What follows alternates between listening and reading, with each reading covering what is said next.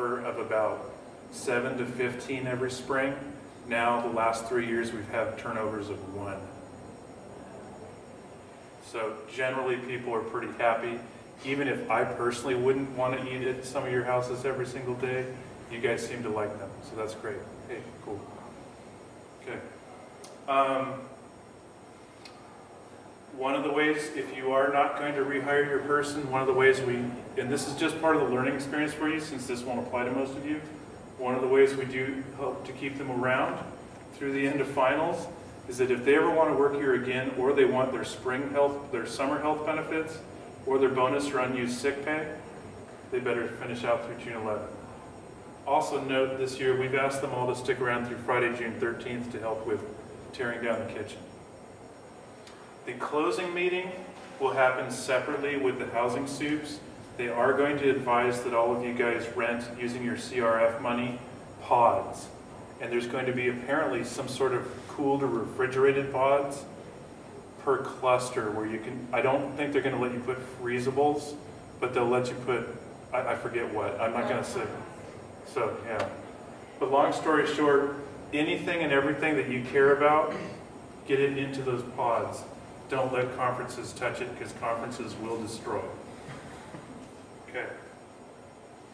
If you're going to rehire, we do offer this year again a 4% raise on total compensation. The next page walks you through what total compensation means.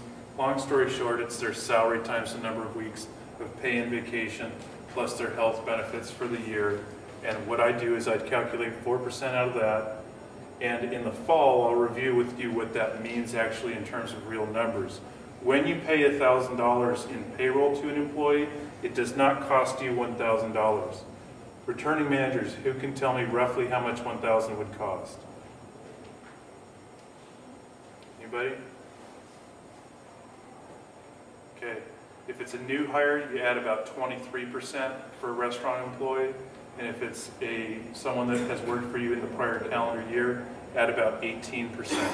We'll go over what all the taxes and all that mean in the fall.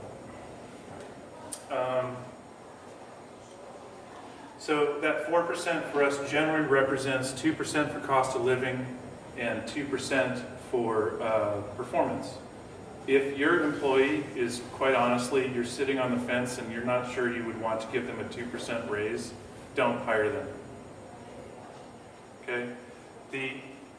The happiness of the residents' bellies next year is the happiness of the house, I guarantee it. If they're not happy with the food, they are not happy. And this, you guys, this is the most special time in the world for you guys, except for maybe, I don't know, child rearing. I can't think of anything more fun than your college years, and it should just be absolutely astoundingly fun. And what I go for is, you get a big clap during a special dinner or something like that. It's just awesome. Job well done. Okay. Thanksgiving break, don't worry about that. That's standardized. May 17th to year end, set up a meeting with me. So starting next Monday, you can start emailing me and say, hey, we're ready to start writing our letter of intent. And you don't write it, you come write it with me, and both incoming and outgoing will sign it. Okay? No full-time employee may work without a signed employment guidelines agreement. Again, I will write that on your behalf this summer. They have become so standardized over the last 7 or 8 years that I'm not even going to worry about reviewing it tonight unless any of you want to stay after and review it, because we will review it in the fall, kind of point by point, and just let you know what your rights and legal responsibilities are.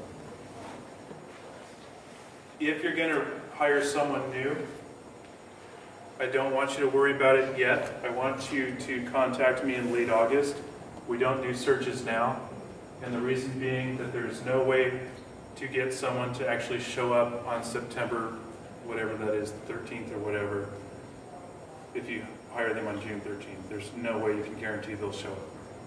So I find it totally stupid to collect resumes and worry about it during finals week, when in August we can do it.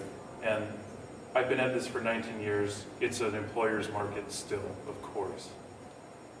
You put that dangler out there, I'll have 50 resumes in 2 hours on Craigslist. Next page, total compensation, you guys can read that. Note, we're expecting a 25% increase in health rates, and I'm hoping that dental rates stay about steady. Again, the health laws are going to change. I will walk you guys through that in the fall and what it all means. And then you guys will have real world experience in terms of what all the hullabaloo was about.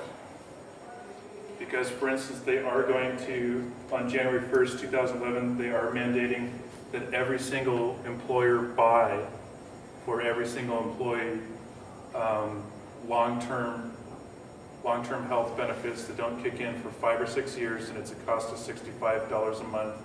And if the employee doesn't deny it, you must buy. So those laws have real consequences financially, and for the employees, and for administration and overhead and all that jazz. Okay, the last 2 pages, I'm going to zip through this, and I'll let you guys go. Thank you for your patience. The last 2 pages, I don't want you to freak out about. This is not like the FM one where I actually need it turned in. This is stuff for you to think about. I'd prefer that you do prepare it and do turn it in, but I'm not going to make it mandatory. And that's that I want your employee's name, their address, their phone, house name, all that stuff.